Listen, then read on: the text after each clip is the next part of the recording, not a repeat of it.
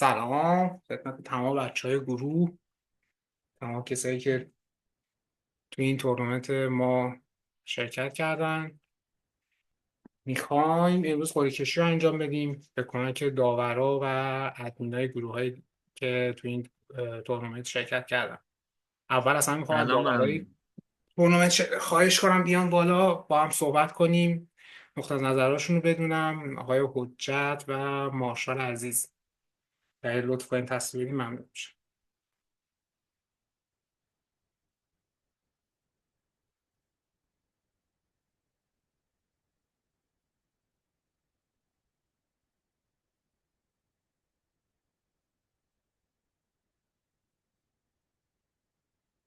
سلام عبدت جان، سلام مارشال، چطورین شما خوبین؟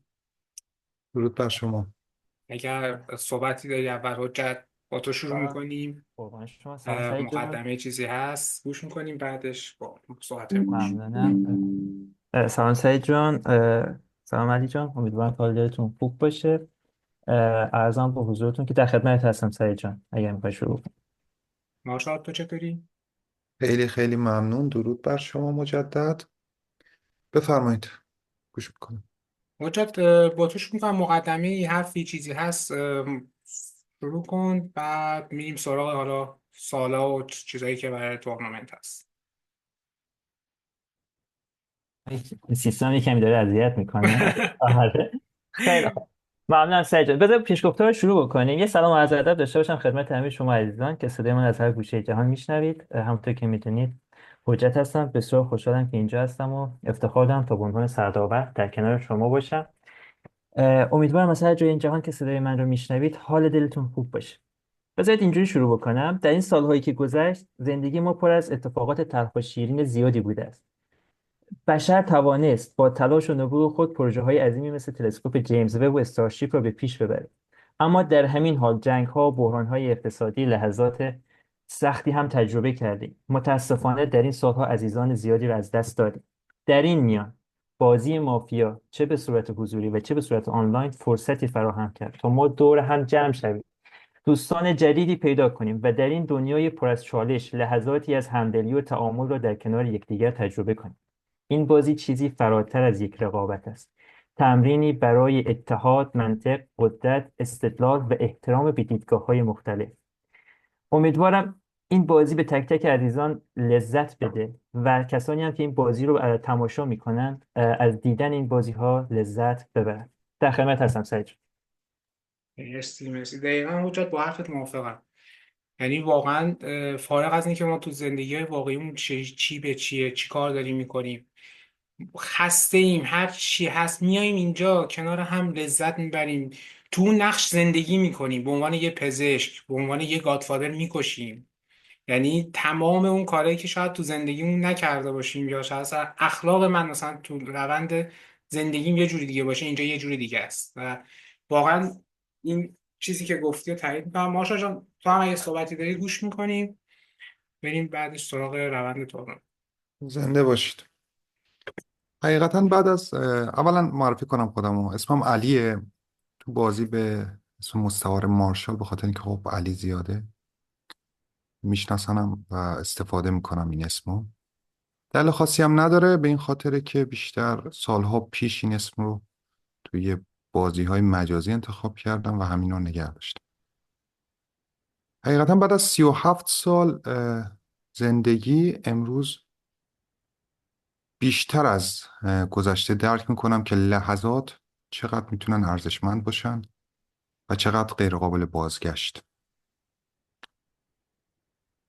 توی دوره های سخت زندگیمون همیشه سعی کردیم که اون دردها رو به خاطر بسپاریم که دوباره مانع بشیم از تکرار یک سری مصائب. فکر میکنم بازی مافیا یک تمرین خیلی خیلی خوب باشه که ما بتونیم توی اون شرایطی که قرار میگیریم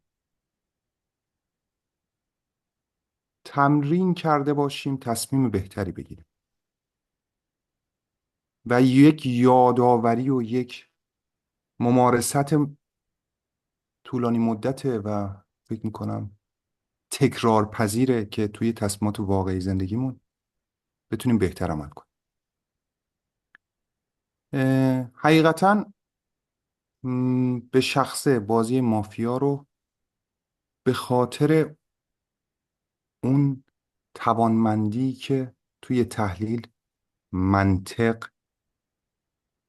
و خب البته کنترل احساس برای من به وجود میاره دنبال میکنم و علاقه دارم و امیدوارم این شرایطی که امروز پیش اومده و با تشکر از شما سعید جان و بقیه برگزار کننده ها این امکان برای همه ما فراهم شده، بتونیم این مسائل رو برای خودمون یادآور بشیم و بتونیم به قول معروف تمرین کنیم. حرف خاصی ندارم. یه مرسی. چیزی مارشال همیشه به من میگه که مافیا باید معما طرح کنه و شهروند باید اون معما رو حل کنه، اون پازل رو. و خودش همیشه دوست داره پازل رو حل کنه. میگه من خودم پازل رو دوست دارم حل کنم، دوست ندارم پازل بچینم. این هم عاشقمه. اون اوایلی که حجت بازی رو شروع کردم، خب مارشال از اون اولین باری که شروع کردم بودم، طورم اوایل بازیام با آشنا شدم. یه جایی یه بازی بود، یه تارگت داشتم مافیا بود، ولی باش سایت نگرفتم. بعد آخر بازی با صحبت کردم، گفتم حجت میترسم تبر بزنم. گفتی سعید اگر ترس از تبر داشته باشی پلیر نمیشی. پلیر وقتی پلیر میشه که نترسه تبر بزنه، بره گردن میگه. حتی اون موقع خب تکاور خیلی بازی سایدی و اینجوری و گردنگیری اینا بود. اینو همیشه یادمه، یعنی تو ذهنم موند. و بعد از اون خیلی وسط بودم. همیشه همیشه اون وسط برای خودم میپریدم و این اونو گردن میگرفتم، خیلی رو زخمی کردم به خاطر حرف تو. میری. سعید جان، میانه کلامت من میگم همیشه تبر نشانه بازی سالمه. آره این هم زیادی یعنی سالم بازی نکنید، اره برقی رو بگیرید رنده کنید. یه زیادی سالم بازی کردم. خب حجت بریم سراغ چارت نمره دهی. چیزی که الان در مورد نمره دهی و نحوه قضاوت تو ایناست و برام برای بقیه بچه ها میگی چه جوری و اینا. بله. ببین چارت نمره دهی، چارتی که ما بر اساس تیوی، چارتی بود که تو شبکه سلامت بر اساسش داوری میکردن. من یه خلاصهش رو بهت میگم این نمره دهی به چه ترتیبیه. تو این چارت سناریو و استدلال بیشترین نمره رو داره که 30 نمره است. تشخیص و فریب 25 نمره. تأثیر مثبت در بازی که مثلا شامل دفاعی خوب یا ایجاد موج مثبت برای سایدت، یا رای هایی که پلیر در طول بازی میده، و یا اگر نقشی در شب، چه شهروند چه مافیا. اینها 25 امتیاز دارن. فن بیان و اقناع 10 نمره داره. سایر موارد مثل دقت در بازی، نقشش در روز، اینکه ساید برنده بوده یا بازنده، در مجموع 10 نمره داره. حالا یه بخشی هم داریم، بخش توضیحات رو در ادامه توضیح میدم که قصد داریم به عنوان اولین تورنمنتیه که قصد دارم این کلاس بازی رو بهش اضافه بکنم، طبق صحبتایی که با علی جان داشتیم ما، و به این تفاهم رسیدیم که این بخش رو اضافه بکنیم تا یک شرایط و ضوابطی که حالا تو بخش بعدی باید بیشتر توضیح میدم براتون. چیزی که فقط میخوام بهتون بگم مخصوصا اینه که پلیر رو باید به این موضوع دقت بکنن. وزن فرد از وزن تشخیص توی این چارت بالاتره. یعنی شاید یه پلیر تشخیص های درستی بده ولی فکت نتونه برای تشخیصاش بیاره، اصطلاحا خودمون اکتی گرفته باشه یا حسی. به همه کسی که صدای من رو دارن گوش میکنن این توصیه رو دارم: توی تورنمنت من داور موظفم، دست و بالم بسته است، باید طبق چارت نمره دهی و یه سری اصول و قواعدی که از قبل تعیین کردیم، مثل همین اینکه وزن فکت و استدلال بالاتر از وزن تشخیص هست تا حدودی 5 نمره بالاتر داره، پیش بریم. پس از پلیرها میخوام روی منطق ها کار بکنن. و خب خدا رو شکر با علی جانم که صحبت میکردیم، هم من هم آقای علی احمدی طبق شناختی که ازشون دارم منطق رو درک میکنیم، منطق رو متوجه میشیم. گاهن پیش میاد که پلیرها فکر میکنن منطق، ما از ذهن اونها به قضیه نگاه نمیکنیم. کاری که ما انجام میدیم تو تیم داوری، خودمون رو در جایگاه های مختلف، در پی او وی های مختلف قرار میدیم و از مسئله رو از زاویه دید همه به اون مسئله نگاه میکنیم. اما یه نکته عمیقی وجود داره. منطق و استدلال یه تعریف و اصولی داره. استدلال استنتاجی مشخصه. هر چیزی، هر حرف و هر بیانی فکت درست نیست. منظور از فکت و استدلال و فکت های درست و منطقی هستش. حالا از زاویه دیدهای متفاوت قابل بررسیه. اگر سوالی هست من در خدمتم سعید جان. من می‌خواستم ببینم مثلا به این چارتی که الان مال تیوی بوده جدیدن چه چیزایی اضافه شده، آپدیت شده نسبت به قدیم و چه چیزایی دیگه مد نظرته؟ حالا یه خوردش رو گفتی. ما توی این چارت قصد داریم که برای اولین بار کلاس بازی هر پلیر رو هم یه نمره مثبت یا منفی اختصاص بدیم. یه تعریف وسیعی داره این کلاس بازی. اینی که اصلا چه سبکه، یعنی خلاصش بخوام بگم، خب نمره کلاس بازی که توی قسمت توضیحات چارت نمره دهی رو آوردیمش اعمالش میکنیم که نمره مثبت و منفی جفتش رو میتواند داشته باشد. بر اساس رفتار، گفتار و تعاملات بازیکن در جریان بازی خواهد. بذار مثال بزنم. به عنوان مثال میگم شما فرض کنید که یه تارگت میخورید از یه پلیر. من خیلی دیدم پلیرها این گونه عمل میکنن، میگن من که کارتم رو دیدم شهرونده، شما به من شهروند تارگت زدی پس مافیه. این رفتار پلیر A. اما پلیر B وقتی که یه تارگتی از جانب یه جایی میخواد بخوره و اصطلاحاً خودمون میخواد تارگت بک بزنه، اول استدلال و فکت منطقی شهروندی خودش که در طول جریان بازی تولید شده رو بیان میکنه. یعنی اول با استدلال و منطق به دیگران اثبات میکنه که شهروندم و از این اثباتی که کرده میخواد به اون نتیجه برسه که این یک پلیر دومی داره یک شهروند رو که فکت شهروندی داره تارگت میکنه. این رو ما یه رفتار با کلاس در نظر میگیریم نسبت به اون پلیر A. یه مثال دیگه باید بزنم سعید جان. عرضم به حضورت که مثلا فرض کن یه پلیر تارگت میکنه در طول بازی، به جایی که احساسی عمل بکنه در جریان بازی، یعنی بخواد خودش رو با اکت ها شهروند بکنه یا به اصطلاح خودمون اگریسیو بشه که شهروندها به شهروندیش برسن، اگر استدلال های درستی وارد بازی بکنه، این استدلال های درست میتواند فکت مافیایی برای یک فرد باشد، یه فکت و استدلال درست که منجر میشه حجم تارگت روی شما کم بشه، یا استدلال شهروندی واسه خودتون باشه. این یه رفتار با کلاس ما در نظرش میگیریم و یه نمره طبق چارت بهش اختصاص میدیم و توی قسمت توضیحات که این نمره مثبت و منفی فراتر از اون اون 100 نمره‌ای که توی چارت نمره دهی من بهتون گفتم ما اختصاص کنیم. موارد بسیار زیادی دیگری هم این هست. کلاس بازی برای مافیا هم نظر، چون این مافیا مثلا بله بحث مافیا بازه، یعنی مافیا میاد با همین مثلا یه سری صحبت ها بله مجمعی که اضافه میکنه به اون شهرونده که اصلا پوشش کنه و اون بنده خدا مثلا بیاد دیالوگ کنه، میگن خب تو موزت ضعفه، اینو میدنش بیرون. میدید مثلا یه بله سری هستن نه تو چرا رفتی با مافیا دیالوگ کردی. پس این اگه مثلا مافیا هم اینجوری بخواد بیاره برای اونم امتیاز منفی حساب میشه، چون اونم باید با فکت یارشو بده، اون کسی که میخواد پوش کنه رو پوش کنه دیگه. در هر بخش چه برای شهروند چه برای مافیا این کلاس بازی اعمال خواهد شد. متفاوت هست مافیایی که ببین سعید جان، مثلا مافیایی که خودش رو با استدلال های درستی که وارد بازی میکنه شهروندها رو فریب میده، یا مافیایی که با دیالوگ های تخریبی قصد داره این کار رو بکنه. شاید دو تایشون یک نتیجه رو بگیرن اما کلاس این بازی دو پلیر متفاوت.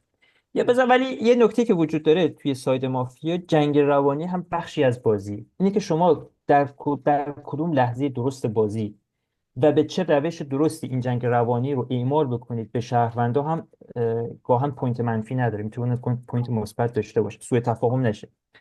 درست. اه، مجموعه چیزایی بود که میخواستم راجع به بذار یه مثال دیگه هم بزنم. من این مثال خیلی مشهور تره.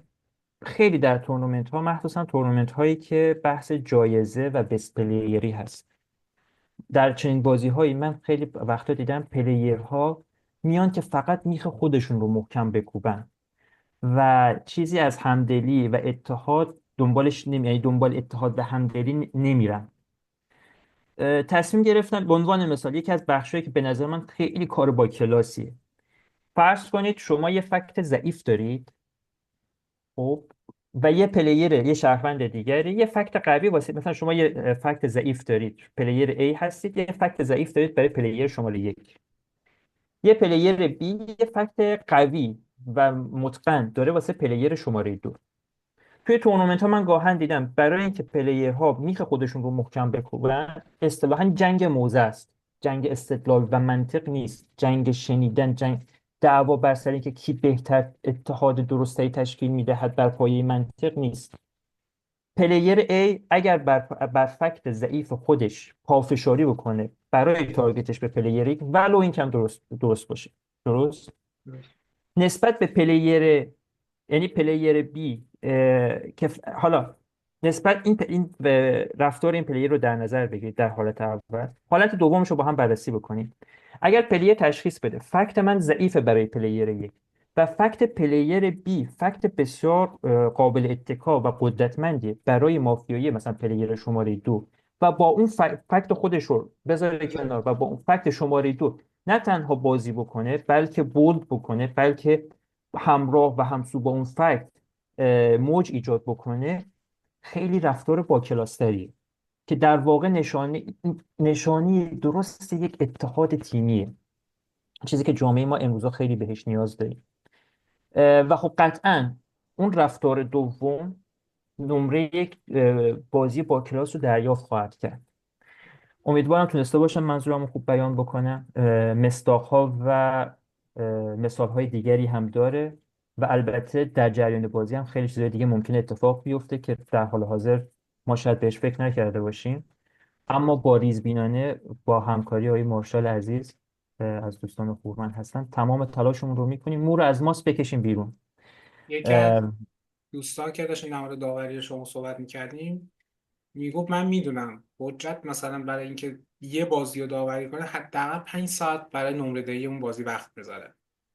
یعنی بله. واقعا میدونم چقدر زحمت میکشی، چقدر فشار روته و یکی از دلایلی که خب که همین انصاف و این وقتی که میذاری حجت چه ارزش ها چه معیاری مد نظرته، مثلا چه چیزایی برات مهمه، اینا رو هم برامون میگی. ببینید، با صحبتی که با آقای علی احمدی دوست خوبم در تیم داوری داشتیم، برای ما همه بازیکنان این تورنمنت عزیز و محترمن. این خیلی عامیانه و ساده بگم، معیار اصلی قضاوتمون فقط بر پایه کیفیت بازی و شایستگی. من از جانب خودم این قول رو میدم، بدونم که آقای علی احمدی هم نظرش به من نزدیکه، اینکه ما سعیمون رو میکنیم بدون هیچ گونه، یعنی این رو من به شما اطمینان و قول میدم، تمام تلاشمون رو میکنیم بدون تعصب یا دوستی شخصی یه داوری منصفانه داشته باشیم. من اعتبار و داوری منصفانه برام ارزش از همه چیز بالاتره. امیدوارم که بتونم در این راه بهترین نسخه از خودمون رو ارائه بدیم و خدای نکرده شرمنده کسی نباشیم و مهمتر از همه شرمنده وجدانمون نشیم. این قول رو من بهتون میدم، تمام تلاشم رو در این راستا خواهیم کرد. خیلی ممنون، خیلی مرسی که کمکمون کردی تو این راه، هم تو هم مارشال عزیز. اگر حرف آخری با پلیرها مخاطبا هم داری خوشحال میشیم بشنویم. در پایان من یه تشکر بکنم سعید جان از شما. میدونم برگزاری یه تورنمنت چه سختی ها و دشواری هایی داره، چه حواشی میتونه داشته باشه و در پیش رو داشته باشه. با سختیاش تمام مشخصم خدا قوت میگه، هم به شما هم به محمد خسروی عزیز، بهرام عزیز، سروش فکر میکنم در این تورنمنت دخیله، همچنین آیه علی احمدی و همتون و عرفان عزیز که واقعا قرار زحمت بکشه این تورنمنت رو برگزار کنه. یه خسته نباشید و خدا قوت میگم. برای پلیرها امیدوارم برد و باخت یا صعود و حذف براتون مهم نباشه. اون چیزی که براتون مهم باشه اینه که در پایان بازی خودتون از عمل کرد و خودتون راضی باشید. اینه که صعود کردید یا حذف شدید خیلی مهم براتون نباشه. خودتون از بازی خودتون لذت ببرید و دوستی و اتحادی که بینمون هست رو تقویتش بکنید. خدای نکرده باعث دلخوری یا ناراحتی هم دیگه نشه. در این حال سعی بکنیم با یه بازی جذاب ارائه بدیم، بهترین خودمون باشیم تا هم خودمون لذت ببریم و هم بیننده ها امیدوارم بازی رو شاهد باشن که لذت بخش باشه، سرشار از فکت باشه و مخاطبم متعاقبا رضایت داشته باشه از این تورنمنت و از بازی هایی که مشاهده میکنه وقتی که اختصاص میده. در پایان خیلی ممنونم که این فرصت رو به من دادید، قابل دونستید که بخشی از عضوی از تیم داوری باشم. بازم یه بار دیگه هم میگم بهتون قول میدم، امیدوارم که بتونم بهترین خودم رو من هم در تیم داوری ارائه بدم و در نهایت همگی در کنار هم حال دلمون خوب باشه فارغ از هر اتفاق و نتیجه که پیش میاد. خیلی دم همگیتون گرم، امیدوارم که مرسی، ممنون. شب و روز همگیتون خوب و خوش و خورم باشه. اگه سوالی هست در خدمت. نه، مزاحمت هم نمیشم، میدونم جای یه کار داری، همینجا باید خداحافظی میکنم، ولی در خدمت مارشال رو نگرش میداریم، کارش داریم، مارشال رو نمیذاریم جایی. فعلا با تو خداحافظی میکنیم حجت جان، در عزیز دل، ادامه تورنمنت در خدمت هستیم. شب و روزتون بخیر. خداحافظی میکنم من از جانبتون. خدا نگهدار. من راوی هم بذار صداش کنم، راوی تورنمنتون آقای عرفان، دوست داشتنی. عرفان جان چطوری؟ آقا سلام عرض شد. خوبم خدا رو شکر میگذرونیم. مدتی هم غیبت داشتی، با روایت برگشتی. آره دیگه ما ترک کرده بودیم دوباره با ما رو انداختی تو دام. آره، با ظاهر جدید هم عرفان اومدی روایت رو شروع کنی. نه انشالله تا تورنمنت توش هم در میاد مشکلی نه. نه همینجوری اباحت تو داری. آره. آره. عرفان در مورد روایت چه چیزای مد نظرته؟ کیکی نمیدونم اخطارها، چه چیزایی تو روایت برات مهمه و قوانین خودتو برام بگو. ببین من اولا که دمت گرم بابت اینکه از من خواستی برای روایت. امیدوارم که واقعا بتونم یه روایت درست حسابی واسهتون داشته باشم در حد تورنمنتی که داری میذاری. دوم که مرسی از داورا صحبت کردن، آقای حجت، آقای مارشال. قطعا هر تصمیم بخوام بگیرم اول مشورت میکنم باهاشون، یعنی قطع به یقین با آقای مارشال و آقای حجت قطعا توی گروهی میزنیم و صحبت میکنیم راجع به هر تصمیمی که قرار گرفته باشه. من یه مقداری یه چیزی بگم بهتون بچه من تقریبا با اکثر بچه ها این دکایی که قرار تشکیل بشه بازی کردم، رفاقت دارم با بعضیشون، خیلی رفاقتم بیشتر از بقیه است، ولی در حالت روایت هم حالا بچه ها خودشون هم میدونن در جریانم، من کلا رفاقت رو میذارم کنار. این نکته اوله، یعنی برام مهم نیست طرف دوستمه دوستم نیست یا هر کسی که هست، اگر کار اشتباهی کنه قطع به یقین کیک میشه. یه سری نکات بگم راجع به کیک شدن. مثال، اولین نکته که باید رعایت بکنید نگه داشتن خاموش کامراتون تو فاز شبه. یعنی قطع به یقین اگر تو فاز شب به هر دلیلی مایکتون یا کامراتون باز بشه قطعا کیک میشید. یعنی این دیگه تصمیم من یا تصمیم داورا نیست، این یه حکم توی مافیا آنلاین. این از این.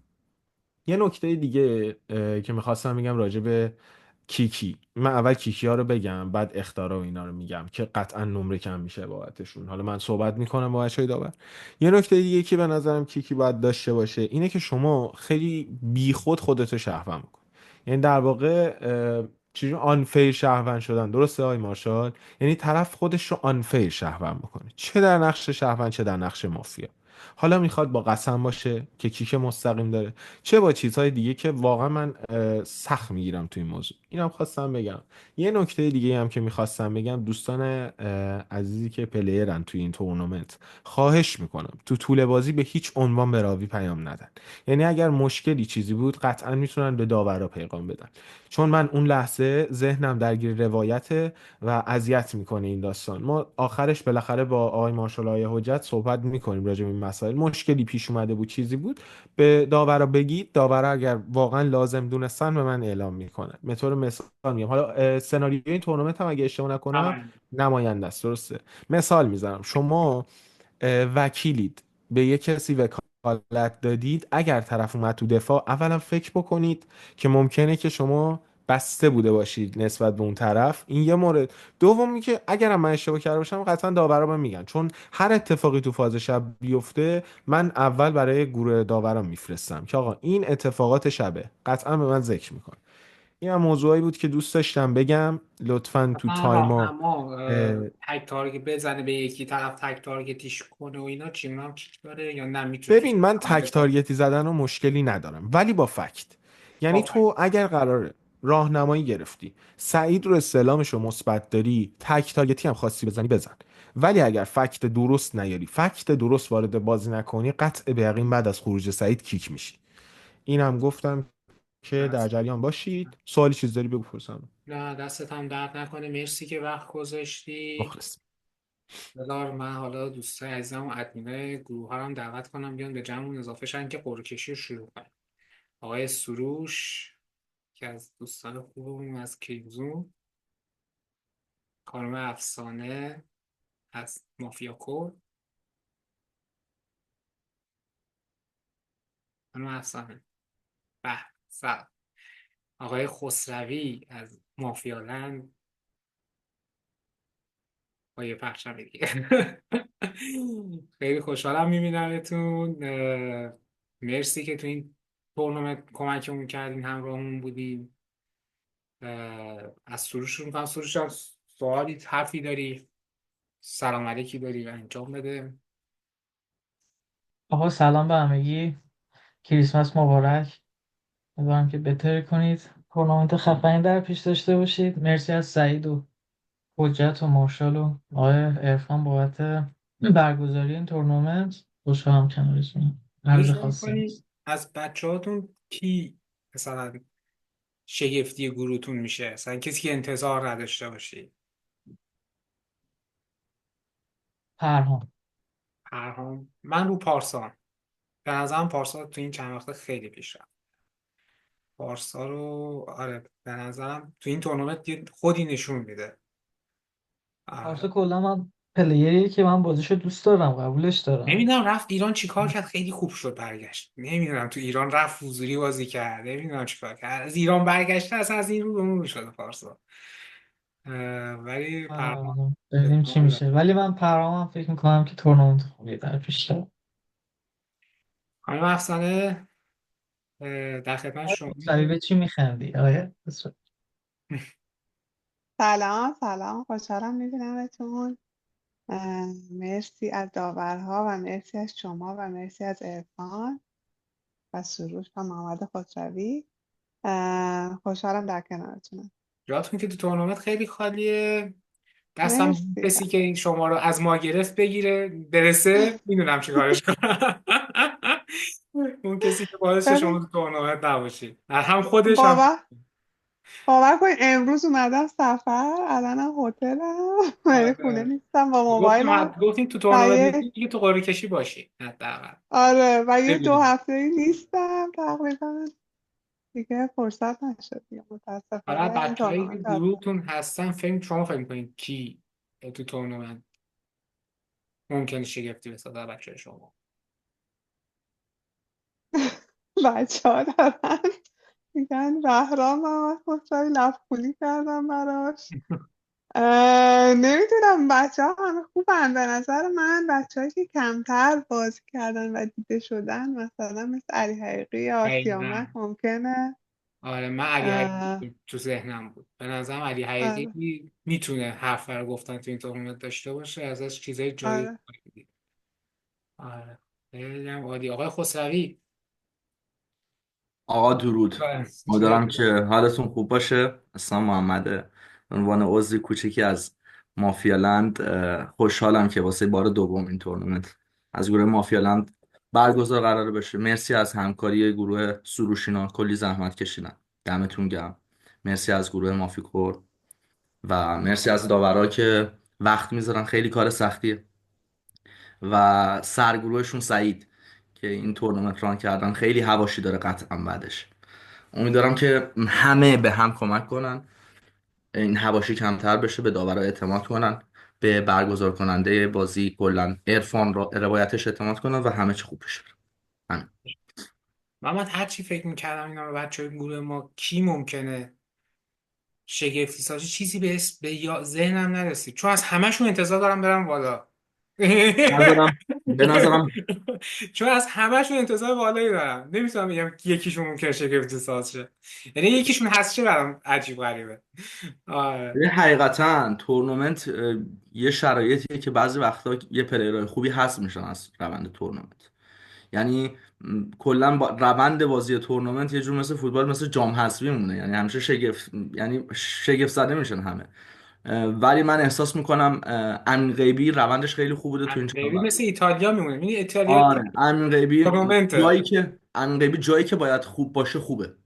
جایی آره. هم که باید دوستانه باشه و به شوخی باشه زیاد واسش مهم نیست، ولی جایی که باید خوب باشه خوبه. امیدوارم که بهترین خودش رو بذاره. بهش هم گفتم به نظرم میتره کنه. امیدوارم که هر کسی اصلا مهم نیست، از گروه مافیلند باشه، کریمزون باشه، هر کسی که لیاقتش رو داشته باشه، هر کس، همه بتونن بهترین خودشون رو بذارن و هر کسی که لیاقتش رو داشته باشه برسه به فینال و نفر اولم بشه و عشقش کنه، حالش رو ببره.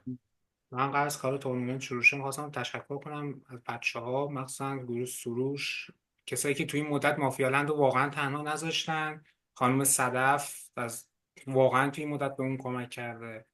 بهرام، آرمین ناکامورا، یعنی وقتی که بهرام و آرمین به مافیالند اضافه شدن خیلی کمکمون کردن. این یه کاری کردن که من احساس نکنم مافیا کور و مافیالند دو تا گروه مختلفه. همیشه این دوتا یکی دونستم، با یه دید بهش نگاه کردم. خیلی توی مدت کمک کردن آقای خسروی، امین غیبی و عرفان، کسایی که برامون روایت میکنن، وقت میذارن برامون، این واقعا دمشون گرم. آریا جدیدن برامون روایت میکنه. یعنی بچه‌هایی که کمک کردن تا الان بازیامون رانشه، میان کنارمون. ادمینامون نمیخوام این سینا فلار نمیخوام اسمشو بیارم، یه قهر کنه بره، نمیدونم این این چرا جدیدن قهر نمیکنه. من بعد این سینا فلار رو دیدی هست، وقتی ادمین شده دیگه قهر نمیکنه، هست همیشه. نفر دومم تو نظرسنجی میزنه، نی همیشه هست. آره. از همتون ممنونم که کمک کردین مافیا بمونه و این تورنمنت برگزار شه. بریم دیگه سراغ قرعه کشی. همه منتظرم ببینن با کی قرار رقابت کنن. به یه سری اسم فرستادم برای تک تکتون. حالا گفتم پخش بشه، همه تو قرعه کشی باشن. من بذار این چارتش هم بذارم که هر کی اسم آورد اسمشو اینجا بنویسیم. الان این برده برای همه باز شد.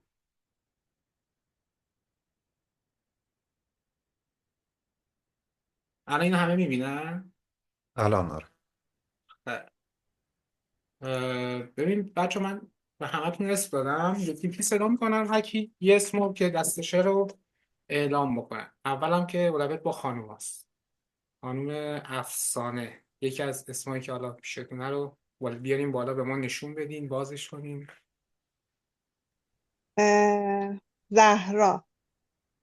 خانوم زهرا، فکر کنم بعد زهرا شریفیه یا زهرا آره نه، این زهرای اون شریفیان نوشتم شریف.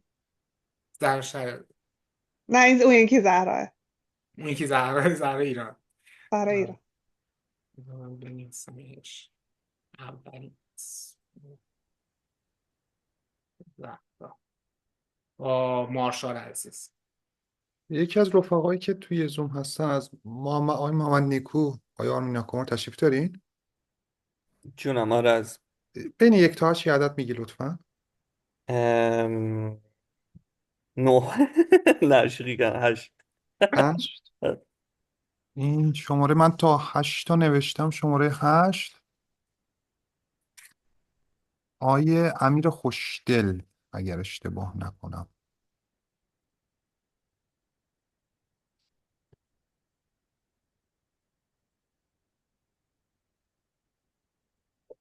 بریم سراغ سروش.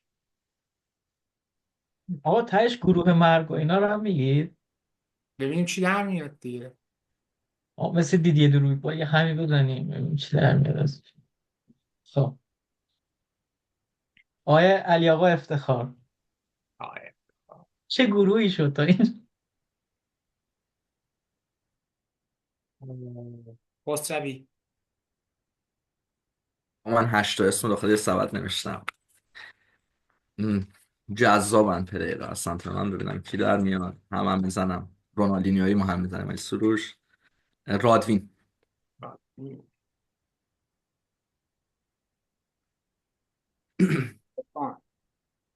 اولا که من نمیبینم داری چیکار میکنی، چون هیچیش برای من مشخص نیست. چرا مشخص نیست؟ درسته که من نمیبینم هیچی، مشکلی نداره همینجوری. یا این میگه اسم بذار ببینیم کی. برش بالا فقط دیده شه. آقای علی حقیقی. آی. نمیتونید ببینید یا نه.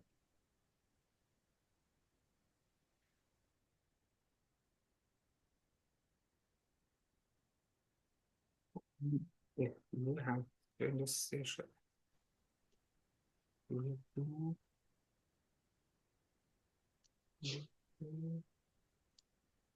دو چهار. مینی دور 5 تای گروه بعدی رو میخوام این دفعه بذارم. از خسروی شروع کنم. خسروی تو بگو.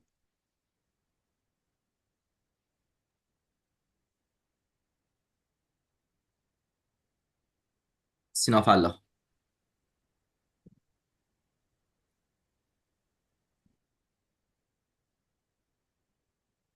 فقط بگم تو این تورنمنت ما یه استثنا داریم. زن و شوهرها با هم توی گروه نمیافتن. اگر الان هم دو نفر دو تا یک زن و شوهر داریم، نیکو، زهرا و کی بود اون یکی؟ صدف و پرهام. اینا اگر بیفتن توی گروهشون رو جابجا کنیم. خیلی درخواست کردن آرمین و بهرام هم بذاریم توی این گروه، دیگه نمیشد. هنوز آرمین و بهرام هم بذاریم تو گروه زن و شوهرها، احتمال داره با هم بیفتن. آره. خب خانم افسانه شما بفرمایید. مریم مارپل.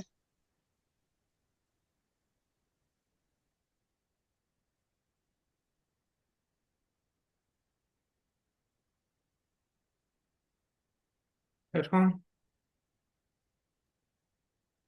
یه دونه رندوم براتون در بیارم. بیا کیه؟ سیامک. نیامک ایران یا آلمان مال تو کدوم بود؟ این سیامک من نوشتم به دلمت میگم کدوم. اون چیزی که آ- خودت واسه من آلمانش فرستادی پیش سیامک منه. ایران. آلمانش پیش من. ایران پیش من بود. نیامک من هنوز نمیدونم کی با کی تو گروه، هیچی نمیدونم. ایران. مارشال من. یکی از رفقا آرمین جان اگه هستی، آرزا، یکی مایک باز کنه بین یک 1 تا یک 7 عزیزم جان. یک 1. مرسی. این شماره 1. آقای عرفان جعفری.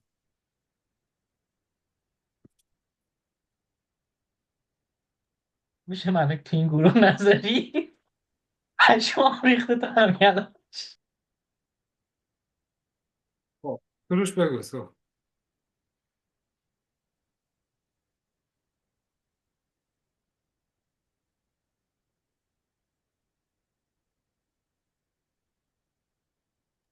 رضا. همجوری به من اسم داده بودی رضا. بذارم گروه مافیا کوه. خب میریم برای گروه سوم. خانم افسانه شما شروع کنیم سری. زهرا شریفی.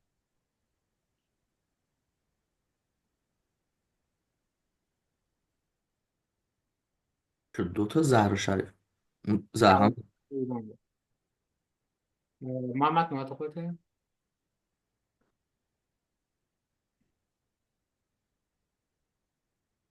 شهاب مرادی.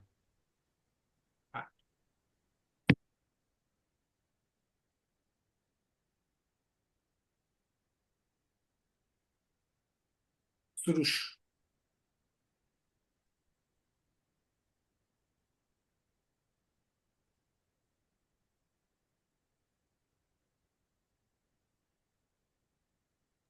میلاد اسلو.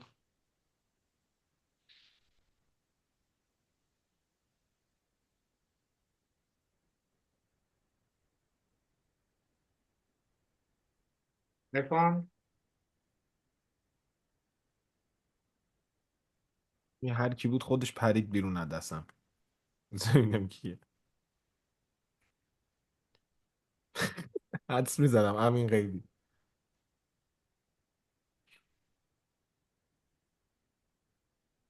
مارشال. آرزا اگه تشریف دارید یک عدد از 2 تا 7 میگید. صداتون نمیاد. 7 صدا 7. میاد. بله بله 7. مرسی. مرسی آرزا. این شماره 7. محمد رضا نوشتم اینجا، نمیدونم محمد رضا. HMS. آره از استرالیا است. اوکی. آها، به چه اسم میگه؟ اه، این سری خسروی شروع میکنیم. خسروی بگو.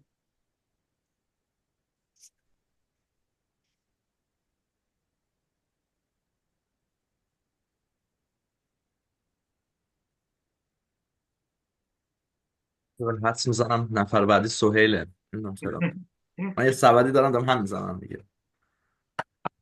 حدس می‌زنم. سهیل پشمام.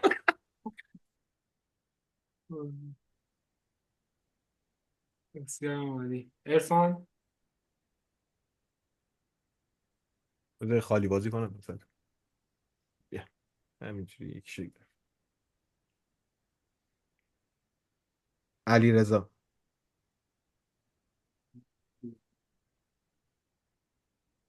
علی رضا رو نوشته علی رضا ایران.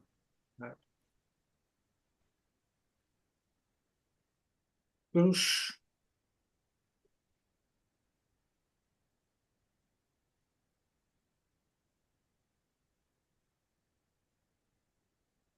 سیامک آلمان.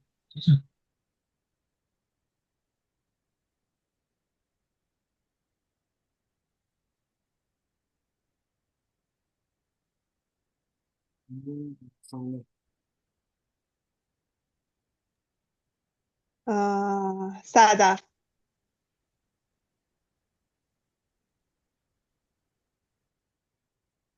مارشال جان.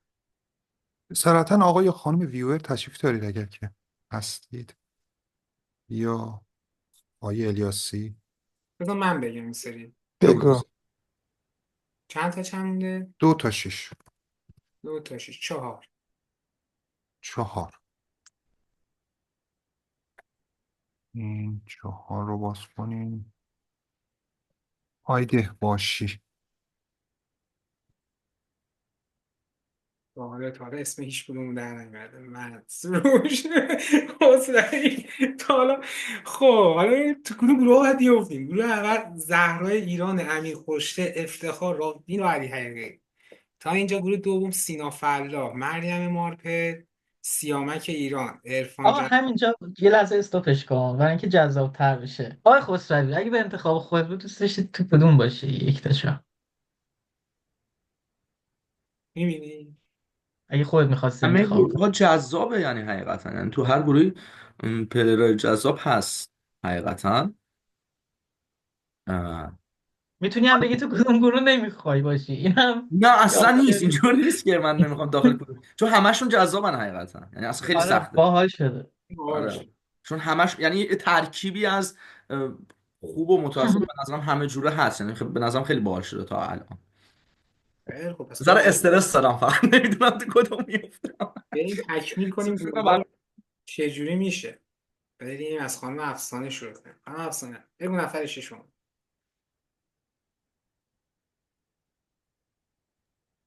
نفر شیشم افتاد. قسمت نبودیم. نفر ششم میلاد جان نصاری. ترکیبش با آقای افتخار چه بازی بشه. من متوجهم جان نثاری دوتا نمره داره. جونش رو نثار کرد.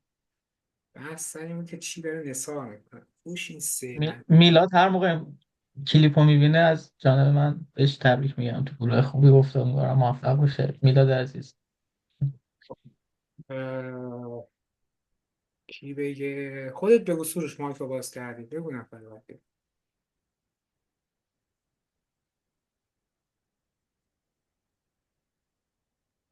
پارسا.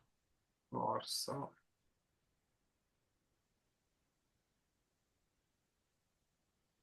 آقای عرفان. 4 تا اسم بسته مونده. بیا اینو برداشتم. او دوست سینا فلا آریا خسروی، آریا مسکو. آقای منتظر اسم من عرفان ها.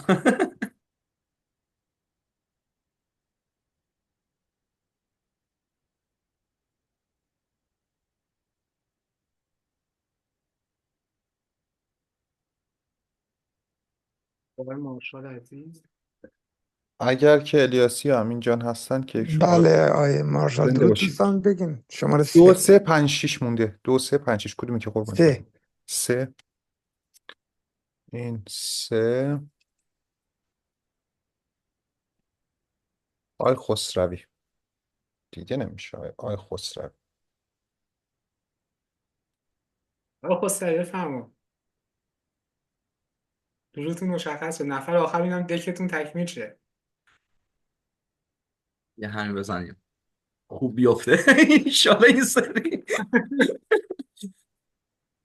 البته دک جذابیه. میلاد و زهرا همین خوشگل افتخار داره، همشون فوق العاده.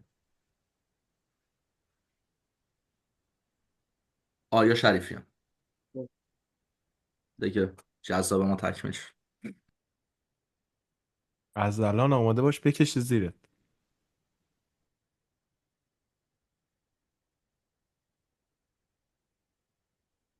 خب بریم برای دک بعدی. مارشال. آقای امین غیبی تشریف دارید؟ آقا عرض ادب. درود بر شما. 2 آقا 5 مخلص. 6 زنده باشید. آقا بیاد 52 6 تا یا من توش انتخاب میکنم. 6 بعد زنده باشید. من نمیدونم آقای میبینه این 6 تا سعید. سعید. کدام سعید؟ نمیدونم. به من گفتن بنویس سعید نوشتم. من یه سعید ایران دارم، آها فکر کنم سعید خودمون سعید مصر. نه. عرفان.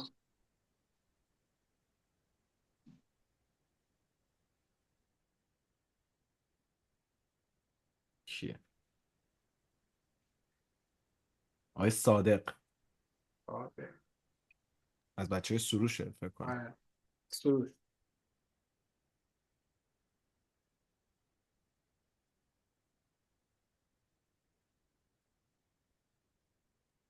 آقای آدیسون، بتمن مافیا آنلاین.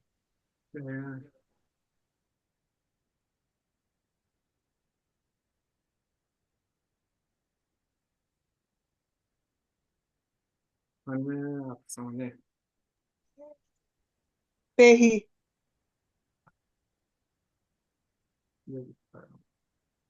خسروی تو موندی؟ من 3 تا دیگه دارم. آره دیگه تو موندی.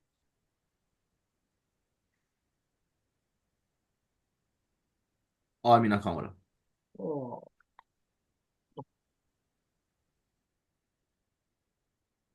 میشه این دکو بخونی؟ من یعنی چون نوشتم سرد تو نوشتم دعای یعنی اصلا نفرین میکردم.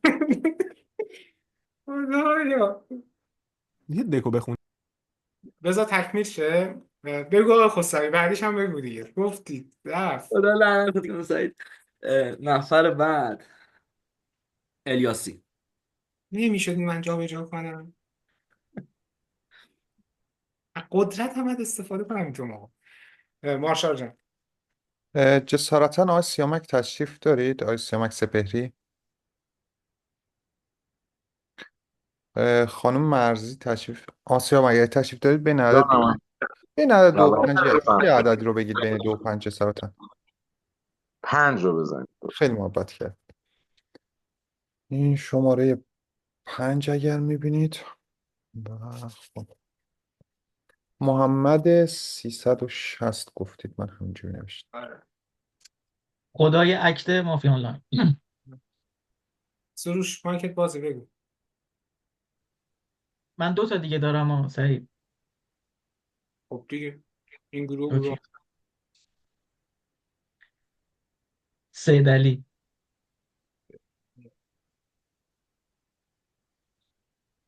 آرزو میکنم براتون که مافیا بشید، محمد 360 شهروند بشه. گروه هر کیو میخوای پوش سختی کنی ها، محمد 360 اکتی قفل کنه برات. ولی گروه سختی ها این شابونات میلاد استو زهرا شریف الیاسی محمد خیلی از سخت شد اینجا.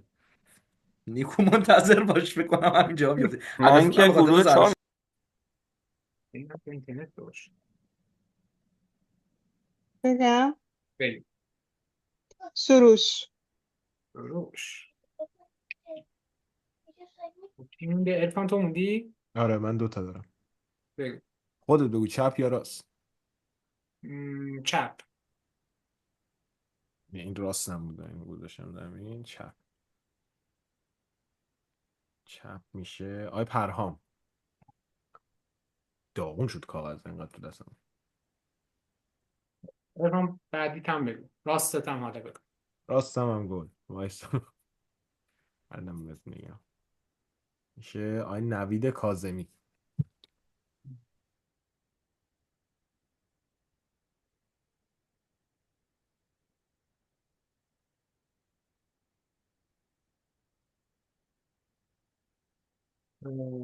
خانم افسانه. مرزیه.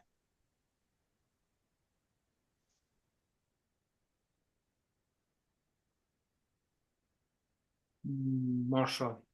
من آخرین شمارم که شماره 2.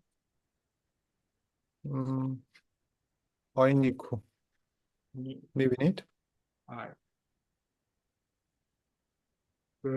کی مونده؟ محمدتون دروش بگو. سعید ایران.